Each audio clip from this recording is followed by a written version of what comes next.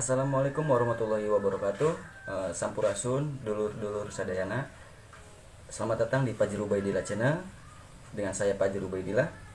Hari ini kita akan membahas apa itu Sunda Wiwitan.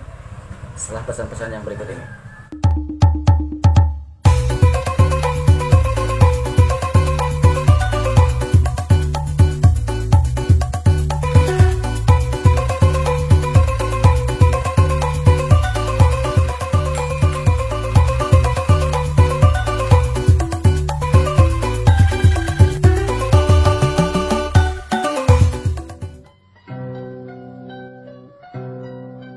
Sunda Wiwitan adalah suatu kepercayaan terhadap kekuatan alam dan para leluhur yang telah bersatu dengan alam, yang dianut oleh masyarakat asli suku Sunda.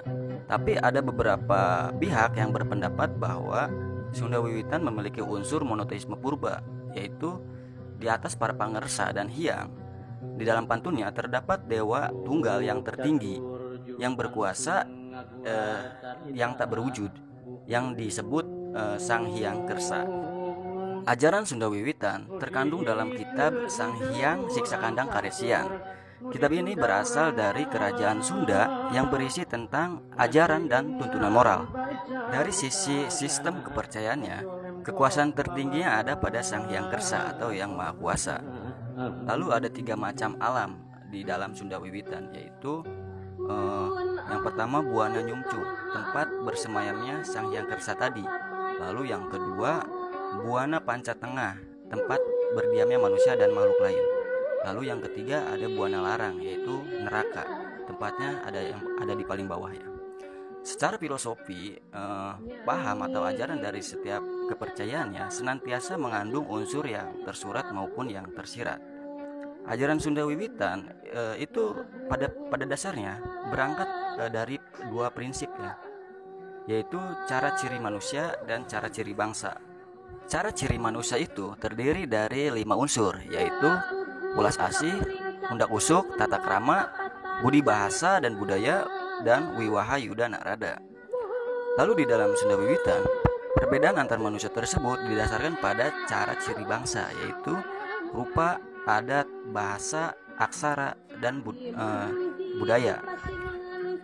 Kedua prinsip ini tidak secara pasti tersurat di dalam kitab Sunda Wiwitan yang bernama Siksakandang Karesian. Namun secara mendasar, manusia sebetulnya menjalani hidupnya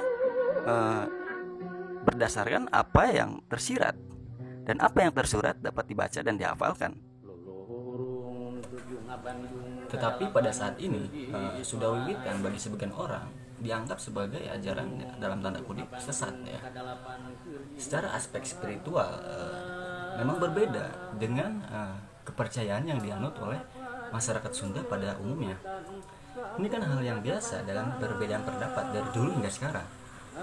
Tapi kita juga harus memahami Sunda Wiwitan sebagai sebuah sistem nilai kebudayaan yang berada di tanah Sunda sejak Sunda itu dihuni oleh manusia. Lalu kemudian mereka memiliki metodologi pengelolaan lingkungan, ilmu tentang pengelolaan alam Sunda, ilmu tentang sistem sosial tanah Sunda yang kini menjadi keyakinan masyarakat Sunda dari zaman dulu. Ilmu tentang bagaimana mengelola areal pesawahan, ilmu tentang bagaimana menata pemukiman dan lingkungan, hubungan sosial masyarakat, memahami alam ini sebagai titipan Tuhan, setiap manusia tidak boleh eksploitatif, setiap sesama kita harus saling memberi. Apakah ajaran-ajaran seperti ini bisa dibilang sesat? Kan tidak juga. Memang banyak orang penganut Sunda Wiwitan yang tidak masuk ke dalam ajaran Islam formal seperti saya. Tapi dari sisi mereka merawat alam, merawat lingkungan, tidak ada sifat serakah di dalam diri mereka, di mana sistem pengelolaan tanahnya tidak diakui milik pribadi, karena kepemilikannya kepemilikan sosial dan titipan Tuhan. Mengambil hasil alam tidak boleh terlalu banyak. Justru secara penataan kehidupan kita harus mencontoh mereka. Cuma kelemahannya di sini, mereka itu tidak melakukan syahadat, tidak melakukan sholat, ibadah haji seperti apa yang kita lakukan. Itu aja persoalannya. Tetapi dari aspek ajaran sosialnya harus kita hormati. Secara aspek spiritualnya memang berbeda dengan kita, ya nggak masalah, itu kan kepercayaan setiap masing-masing individu ya. Toh di Islam juga mengajarkan toleransi, bagiku agamaku, bagimu agamamu kan. Jadi di dalam sisi menata alam, orang yang menganut Sunda Wiwitan justru lebih beragama dari orang yang mengaku agama. Lihat, orang yang mengaku agama, berapa banyak orang yang mengaku agama masih buang sampah sembarangan, masih mencemari sungai, masih menebang hutan sembarangan. Lihat orang-orang yang penganut Sunda Wiwitan, begitu alamnya sangat terjaga. Mereka sangat menghargai kelestarian alam. Dan secara ini kita bicara secara aspek penataan alam ya, secara pengelolaan lingkungan.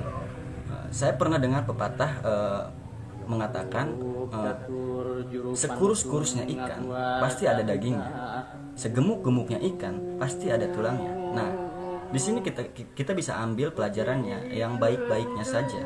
Di dalam hal-hal yang buruk pasti ada kebaikan, di dalam kebaikan juga pasti ada keburukan kan? Jadi kita ambil yang baik-baiknya saja, walaupun misalkan kita tidak menyetujui, tidak sepakat dengan dari aspek spiritualnya dengan Sunda Wiwitan, ya kita ambil nilai-nilai yang baik-baiknya, seperti pengelolaan lingkungan, penataan hutan, itu kan hal yang baik. Justru di setiap agama pun pasti mengajarkan itu semua kan. Oke teman-teman, terima kasih. Sampai di sini saja videonya.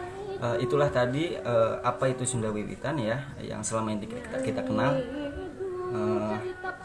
Jika video ini bermanfaat, silahkan share ke teman-teman kalian agar teman-teman kalian juga tahu apa yang kalian tahu. Saya Fazil Ubaidillah, terima kasih sudah menonton. Jangan lupa subscribe dan like. Seperti biasa, sampai jumpa. Please like and share this video. If you have any suggestions for us, leave a message in the comments field. Always support us by clicking the subscribe button, because it means a lot to us. To the next video. See you.